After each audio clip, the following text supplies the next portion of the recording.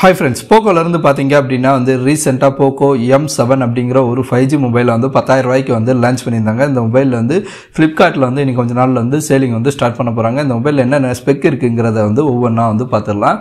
இந்த மொபைலை பொறுத்த வரைக்கும் நீங்க பாத்தீங்க அப்படினா வந்து 8.2 mm thicknessல 205 கிராம் வெயிட்ல வந்து இந்த மொபைல் வந்து பில்ட் பண்ணிருக்காங்க.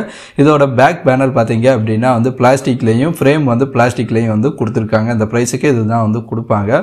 அது மட்டும் இல்லாம இந்த மொபைலோட பேக் சைடு டிசைன் பாத்தீங்க அப்படினா வந்து Realme-ல வர்ற ஸ்டெல்லார் ரிங் டிசைன் பேட்டர்னே அதான் இதுலயும் வந்து யூஸ் பண்ணிருக்காங்க. இந்த மொபைல் வந்து IP52 ரேட்டிங்ல இருக்கறனால வாட்டர் அப்புறம் டஸ்ட்ல இருந்து நல்லாவே வந்து ரெசிஸ்ட் ஆகும்.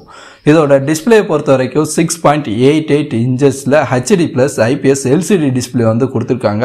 120 Hz வரைக்குமே வந்து ரெஃப்ரெஷ் ரேட் வந்து இருக்கு. அது மட்டும் இல்லாம பீக் பிரைட்னஸ் வந்து 600 nits தான் வந்து கொடுத்திருக்கிறதுனால இன்டோர்ல யூஸ் பண்றதுக்கு தான் வந்து நல்லாவே இருக்கும். கேமிங் பெர்ஃபார்மன்ஸ் பண்றதுக்குமே வந்து ஒரு நல்ல மொபைலா தான் இருக்கும். இந்த மொபைல் வந்து 4 நானோமீட்டர்ல பில்ட் பண்ண Snapdragon 4 Gen 2 ப்ராசஸர் வந்து யூஸ் பண்ணிருக்காங்க. மல்டி டாஸ்கிங் பண்றதுக்கு ஒரு நல்ல சூட்டபிளான பெர்ஃபார்மன்ஸ் கொடுக்கக்கூடிய ஒரு ப்ராசஸர் தான். இதுல வந்து 6GB RAM 8GB RAM ட்டு ரெண்டு RAM variant 128GB storage variant அவேலபிளா இருக்கு. RAM பூஸ்ட் வேணும் அப்படினா வந்து 6GB வரைக்கும் நம்மளால வந்து RAM வந்து பூஸ்ட் பண்ணிக்க முடியும். ஸ்டோரேஜ் இன்கிரீஸ் பண்ணனும் அப்படினா வந்து 1TB வரைக்கும் ஸ்டோரேஜ் வந்து இன்கிரீஸ் பண்றதுக்கு டெடிகேட்டடா SD கார்ட் ஸ்லாட்டுமே வந்து கொடுத்திருக்காங்க. இந்த மொபைல் வந்து Android 14 வெர்ஷன்ல வந்து ரன் ஆயிட்டு இருக்கு. Hyper OS UI-ல வந்து ரன் ஆகுது. 2 years வரைக்கும் OS அப்டேட் 4 years வரைக்கும் செக்யூரிட்டி அப்டேட் கொடுக்கறதா வந்து அஷூரன்ஸ் வந்து கொடுத்திருக்காங்க. கேமராஸை பொறுத்த வரைக்கும் பேக் சைடுல வந்து சிங்கிள் கேமரா தான் வந்து கொடுத்திருக்காங்க.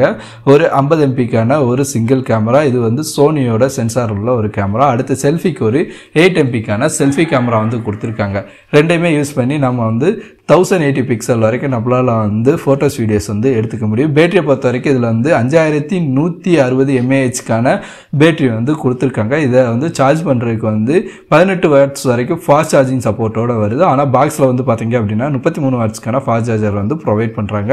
இதுல மொத்தம் 3 கலர் ஆப்ஷன்ஸ் வந்து அவைலபிளா இருக்கு.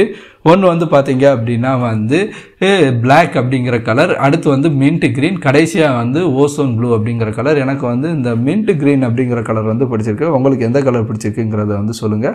ஃபிங்கர் பிரிண்ட் சென்சார் வந்து இந்த மொபைலோட சைடில் இருக்க பவர் பட்டன்ல வந்து பிளேஸ் பண்ணியிருக்காங்க.